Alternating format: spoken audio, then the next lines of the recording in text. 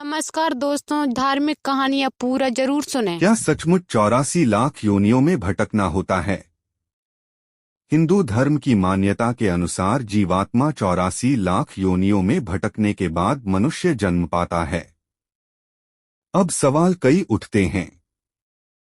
पहला यह कि ये योनियां क्या होती हैं? दूसरा यह कि जैसे कोई बीज आम का है तो वह मरने के बाद भी तो आम का ही बीज बनता है, तो फिर मनुष्य को भी मरने के बाद मनुष्य ही बनना चाहिए। पशु को मरने के बाद पशु ही बनना चाहिए। क्या मनुष्यात्माएं पाश्विक योनियों में जन्म नहीं लेती?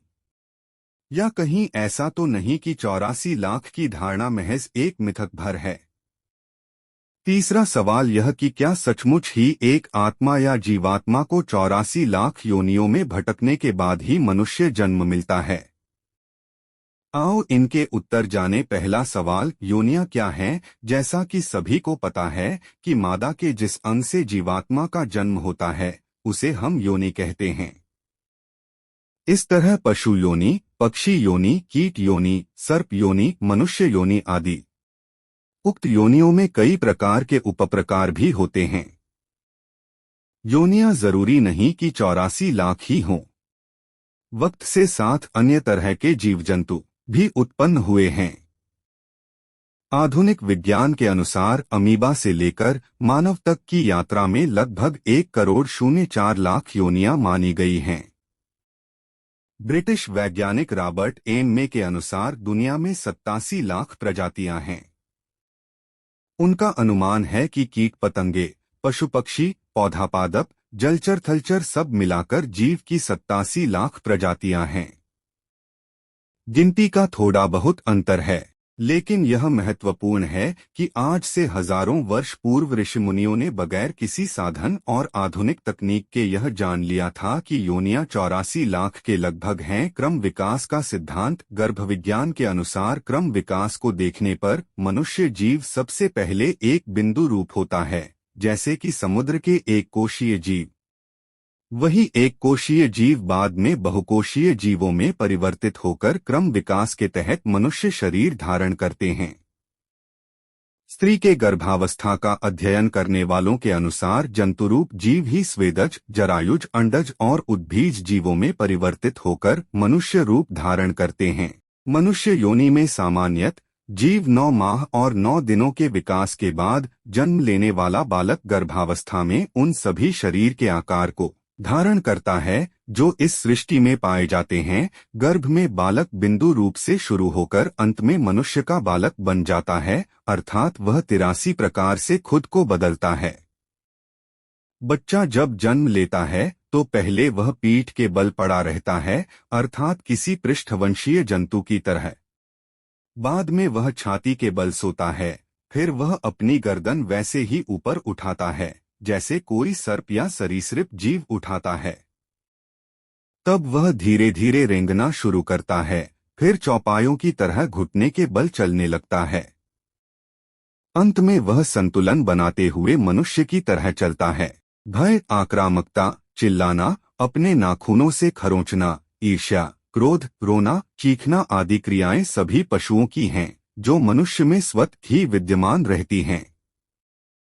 यह सब उसे क्रम विकास में प्राप्त होता है। हिंदू धर्मानुसार सृष्टि में जीवन का विकास क्रमिक रूप से हुआ है। श्रीमद्भागवत पुराण के अनुसार सृष्ट्वा पुराणी विविधान्य जात्मशक्तया वृक्षान सरीसृप पशून खगदंश मत्स्यान तैस्तैर अतुष्टहृदय पुरुषण विधाय ब्रह्मावलोकधिष्ण मुद्माप देव। 11 से 9-28 श्रीमद्भागवत पुराण अर्थात विश्व की मूलभूत शक्ति सृष्टि के रूप में अभिव्यक्त हुई और इस क्रम में वृक्ष, सरीसृप, पशु पक्षी, कीड़े मकोड़े, मत्स्य आदि अनेक रूपों में सृजन हुआ, परंतु उससे उस चेतना की पूर्ण अभिव्यक्ति नहीं हुई। अतः मनुष्य का निर्माण हुआ जो उस मूल तत्व ब्रह्मा का साक्षात्कार कर सकता था। योग के 84 आसन भी इसी क्रम विकास से ही प्रेरित हैं। एक बच्चा वह सभी आसन करता रहता है जो कि योग में बताए जाते हैं। उक्त आसन करने रहने से किसी भी प्रकार का रोग और शोक नहीं होता। वृक्षासन से लेकर वृश्चिक आसन तक कई पशुवत आसन हैं। मत्स्यासन, सर्पासन, बकासन, कुर्मासन, वृश्चिक, वृक्षासन, ताड़ासन आदि अधिकतर पशुवत आसन ही है। जैसे कोई बीज आम का है तो वह मरने के बाद भी तो आम का ही बीज बनता है, तो फिर मनुष्य को भी मरने के बाद मनुष्य ही बनना चाहिए। पशु को मरने के बाद पशु ही बनना चाहिए। क्या मनुष्यात्माएं पाश्विक योनियों में जन्म नहीं लेती? मनुष्य मरने के बाद मनुष्य और पशु मरने के बाद पशु ही बनता है। क्रम विकास के हिंदू और वैज्ञानिक सिद्धांत से हमें बहुत कुछ सीखने को मिलता है, लेकिन हिंदू धर्मानुसार जीवन एक चक्र है। इस चक्र से निकलने को ही मोक्ष कहते हैं। माना जाता है कि जो ऊपर उठता है एक दिन उसे नीचे भी गिरना है, लेकिन यह तय करना है उक्त आत्मा की योग्यता और उसके जीवट संघर्ष पर। यदि यह मान लिया जाए कि कोई पशु आत्मा पशु ही बनती है और मनुष्य आत्मा मनुष्य, तो फिर तो कोई पशु आत्मा कभी मनुष्य बन ही नहीं सकती। किसी कीड़े की आत्मा कभी पशु बन ही नहीं सकती। ऐसा मानने से बुद्ध की जातक कथाएं अर्थात उनके पिछले जन्म की कहानियों को फिर झूठ मान लिया जाएगा। इसी तरह ऐसे कई ऋषिमुनि हुए हैं जिन्होंने अपने कई जन्मों पूर्व हाथी, घोड़े या हंस के होने का वृत्तांत सुनाया। तो यदि यह कोई कहता है कि मनुष्यात्माएं मनुष्य और पशु पक्षी की आत्माएं पशु या पक्षी ही बनती हैं, वे सैद्धांतिक रूप से गलत हैं। हो सकता है कि उन्हें धर्म की ज्यादा जानकारी न हो। दरअसल उक्त प्रश्न के उत्तर को समझने के लिए हमें कर्मभाव, सुख दुख और विचारों पर आधारित गतियों को समझना होगा। सामान्य तौर पर 3 तरह की गतियां होती हैं, 1 ऊर्ध्व गति, 2 स्थिर गति और 3 अधोगति। प्रत्येक जीव की ये 3 तरह की गतियां होती हैं। यदि कोई मनुष्यात्मा मरकर ऊर्ध्व गति को प्राप्त होती है तो वह देवलोक को गमन करती है। स्थिर गति का अर्थ है कि वह फिर से मनुष्य बनकर वह सब कार्य फिर से करेगा जो कि वह कर चुका है। अधोगति का अर्थ है कि अब वह संभवत मनुष्य योनि से नीचे गिरकर किसी पशु योनि में जाएगा, या यदि उसकी गिरावट और भी अधिक है तो वह उससे भी नीचे की योनि में जा सकता है। अर्थात नीचे गिरने के बाद कहाँ जाकर वह अटकेगा, कुछ कह नहीं सकते। आसमान से गिरे और लटके खजूर पर आकर, ऐसा भी उसके साथ हो सकता है। इसीलिए कहते हैं कि मनुष्य योनि बड़ी दुर्लभ है और इसे जरा संभाल कर ही रखें। कम से कम स्थिर गति में रहें। 84 लाख योनियों के प्रकार जानिए। 84 लाख योनियां अलग अलग पुराणों में अलग अलग बताई गई हैं, लेकिन हैं सभी एक ही। अनेक आचार्यों ने इन 84 लाख योनियों को 2 भागों में बांटा है। पहला योनिज तथा दूसरा आयोनिज, अर्थात 2 जीवों के संयोग से उत्पन्न प्राणी योनिज कहे गए, और जो अपने आप ही अमीबा की तरह विकसित होते हैं उन्हें आयोनिज कहा गया। इसके अतिरिक्त स्थूल रूप से प्राणियों को 3 भागों में बांटा गया है। 1 जलचर, जल में रहने वाले सभी प्राणी। 2 थलचर, पृथ्वी पर विचरण करने वाले सभी प्राणी। 3 नभचर, आकाश में विहार करने वाले सभी प्राणी। उक्त 3 प्रमुख प्रकारों के अंतर्गत मुख्य प्रकार होते हैं। अर्थात 84 लाख योनियों में प्रारंभ में निम्न 4 वर्गों में बांटा जा सकता है। 1 जरायुज, माता के गर्भ से जन्म लेने वाले मनुष्य पशु जरायुज कहलाते हैं। 2 अंडज, अंडों से उत्पन्न होने वाले प्राणी अंडज कहलाते हैं। 3 स्वदेज, मलमूत्र, पसीने आदि से उत्पन्न क्षुद्र जंतु स्वेदज कहलाते हैं। 4 उदिभज, पृथ्वी से उत्पन्न प्राणी उदिभज कहलाते हैं। पद्म पुराण के एक श्लोकानुसार जलज नव लक्षाणी, स्थावर लक्ष विंशति, कृम्यो रुद्र संख्यक पक्षिणाम 10 लक्षणम, त्रिंशल लक्षाणी पशव, चतुर लक्षाणी मानव 78। 5 पद्म पुराण अर्थात जलचर 9 लाख, स्थावर अर्थात पेड़ पौधे 20 लाख, सरीसृप कृमि अर्थात कीड़े मकोड़े 11 लाख, पक्षिणभचर 10 लाख, स्थलीय थलचर 30 लाख और शेष 4 लाख मानवीय नस्ल के। कुल 84 लाख। आप इसे इस तरह समझें, पानी के जीव जंतु 9 लाख, पेड़ पौधे 20 लाख, कीड़े मकोड़े 11 लाख, पक्षी 10 लाख, पशु 30 लाख, देवता मनुष्य आदि 4 लाख। कुल योनियां 84 लाख। प्राचीन भारत में विज्ञान और शिल्प ग्रंथ में शरीर रचना के आधार पर प्राणियों का वर्गीकरण किया गया है, जिसके अनुसार एक शव, एक खुर वाले पशु खर, गधा, अश्व, घोड़ा, अश्वतर, खच्चर, गौर, एक प्रकार की भैंस, हिरण इत्यादि। 2 द्विशफ, 2 खुर वाले पशु गाय, बकरी, भैंस, कृष्ण मृग आदि।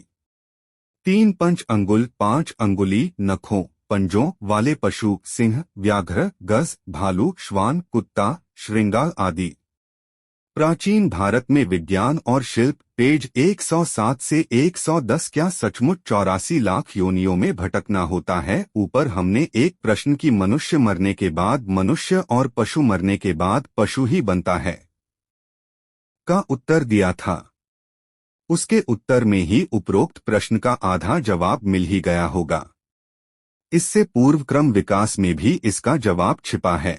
दरअसल पहले गतियों को अच्छे से समझें, फिर समझ में आएगा कि हमारे कर्म, भाव और विचार को क्यों उत्तम और सकारात्मक रखना चाहिए। क्रम विकास 2 तरह का होता है, एक चेतना आत्मा का विकास, दूसरा भौतिक जीव का विकास। दूसरे को पहले समझें। यह जगत आकार प्रकार का है। अमीबा से विकसित होकर मनुष्य तक का सफर ही भौतिक जीव विकास है। इस भौतिक शरीर में जो आत्मा निवास करती है, प्रत्येक जीव की मरने के बाद कुछ गतियां होती हैं जो कि उसके घटना, कर्म, भाव और विचार पर आधारित होती हैं। मरने के बाद आत्मा की 3 तरह की गतियां होती हैं, 1 ऊर्ध्व गति, 2 स्थिर गति और 3 अधोगति। इसे ही अगति और गति में विभाजित किया गया है। वेदों, उपनिषदों और गीता के अनुसार मृत्यु के बाद आत्मा की 8 तरह की गतियां मानी गई हैं। ये गतियां ही आत्मा की दशा या दिशा तय करती हैं। इन 8 तरह की गतियों को मूलत 2 भागों में बांटा गया है, 1 अगति, 2 गति। अधोगति में गिरना अर्थात फिर से कोई पशु या पक्षी की योनि में चला जाना, जो कि एक चक्र में फंसने जैसा है। 1 अगति में व्यक्ति को मोक्ष नहीं मिलता है और उसे फिर से जन्म लेना पड़ता है। 2 गति में जीव को किसी लोक में जाना पड़ता है। अगति के प्रकार, अगति के 4 प्रकार हैं, 1 क्षीणोदर्क, 2 भूमोदर्क, 3 अगति और 4 दुर्गति। 1 क्षीणोदर्क अगति में जीव पुण्यात्मा के रूप में मृत्युलोक में आता है और संतों सा जीवन जीता है। 2 भूमोदर्क में वह सुखी और ऐश्वर्यशाली जीवन पाता है। 3 अगति में नीच या पशु जीवन में चला जाता है। 4 गति में वह कीड़ों जैसा जीवन पाता है। गति के प्रकार, गति के अंतर्गत 4 लोक दिए गए हैं, 1 ब्रह्मलोक, 2 देवलोक, 3 पितृलोक और 4 नरकलोक। जीव अपने कर्मों के अनुसार उक्त लोकों में जाता है। पुराणों के अनुसार आत्मा 3 मार्गों के द्वारा ऊर्ध्व या अधोलोक की यात्रा करती है। ये 3 मार्ग हैं, 1 अर्ची मार्ग, 2 धूम मार्ग और 3 उत्पत्ति विनाश मार्ग। 1 अर्ची मार्ग ब्रह्मलोक, अर्ची मार्ग ब्रह्मलोक और देवलोक की यात्रा के लिए है। 2 धूम मार्ग पितृलोक, धूम मार्ग पितृलोक की यात्रा के लिए है। सूर्य की किरणों में एक अमा नाम की किरण होती है जिसके माध्यम से पितृगण पितृपक्ष में आते जाते हैं। 3 उत्पत्ति विनाश मार्ग नरक की यात्रा के लिए है। यह यात्रा बुरे सपनों की तरह होती है। जब भी कोई मनुष्य मरता है और आत्मा शरीर को त्याग कर उत्तर कार्यों के बाद यात्रा प्रारंभ करती है तो उसे उपरोक्त 3 मार्ग मिलते हैं। उसके कर्मों के अनुसार उसे कोई एक मार्ग यात्रा के लिए प्राप्त हो जाता है। शुक्ल कृष्णे गति हेते जगत शाश्वते मते एक्या यात्यनावृत्ति मन्ययावर्तते पुन गीता। क्योंकि जगत के ये 2 प्रकार के शुक्ल और कृष्ण अर्थात देवयान और पितृयान मार्ग सनातन माने गए हैं।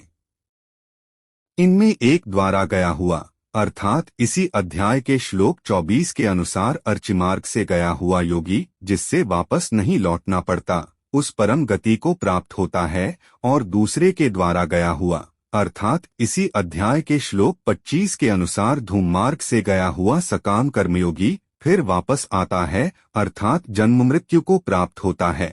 26 कठोपनिषद अध्याय 2 वल्ली 2 के 7वें मंत्र में यमराज जी कहते हैं कि अपने अपने शुभ कर्मों के अनुसार शास्त्र, गुरु, संघ, शिक्षा, व्यवसाय आदि के द्वारा सुने हुए भावों के अनुसार मरने के पश्चात कितने ही जीवात्मा दूसरा शरीर धारण करने के लिए वीर्य के साथ माता की योनि में प्रवेश कर जाते हैं।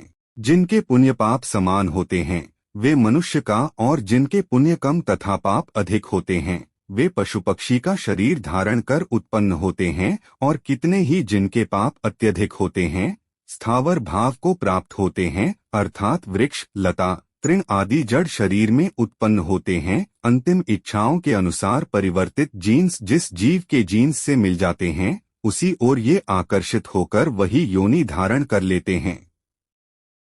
84 लाख योनियों में भटकने के बाद वह फिर मनुष्य शरीर में आता है। पूर्व योनि तहस्त्राणि दृष्ट्वा चैव ततो मया आहारा विविधा मुक्ता पीता नानाविधा स्तना स्मृति जन्म मरणानि न च कर्म शुभाशुभं विन्दति गर्भोपनिषद। अर्थात उस समय गर्भस्थ प्राणी सोचता है कि अपने हजारों पहले जन्मों को देखा और उनमें विभिन्न प्रकार के भोजन किए, विभिन्न योनियों के स्तनपान किए तथा अब जब गर्भ से बाहर निकलूंगा तब ईश्वर का आश्रय लूंगा।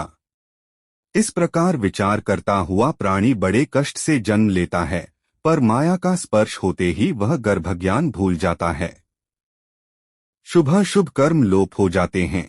मनुष्य फिर मनमानी करने लगता है और इस सुरदुर्लभ शरीर के सौभाग्य को गवा देता है। विकासवाद के सिद्धांत के समर्थकों में प्रसिद्ध वैज्ञानिक हीकल्स के सिद्धांत ऑन्टोजेनी रिपीट्स फाइलोजेनी के अनुसार चेतना गर्भ में एक बीज कोश में आने से लेकर पूरा बालक बनने तक सृष्टि में या विकासवाद के अंतर्गत जितनी योनियां आती हैं उन सबकी पुनरावृत्ति होती है। प्रति 3 सेकंड से कुछ कम के बाद भ्रूण की आकृति बदल जाती है।